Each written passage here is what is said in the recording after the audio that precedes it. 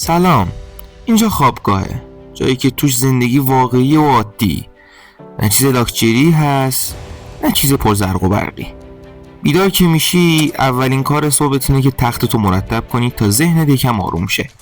بعدش یه چای دبش میچسبه، یه چای داغ که صبحتو میسازه و شروع میکنی به درس خوندن.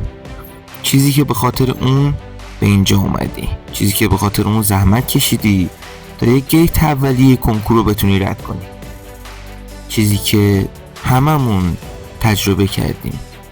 ما درس میخونیم تا بتونیم موفق شیم. چرا؟ چون تنها راه موفقیت ماها درس خوندنه.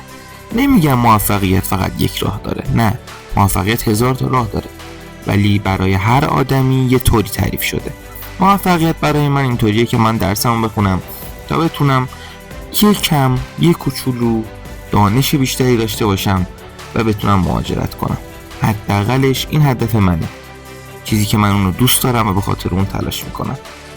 درسته همیشه نمیشه پر انگیزه و خوب درس خوند، بعضی وقتا حالشو نداری، خوابت میاد یا یهو مریض میشی، ولی با این حال متوقف نمیشی.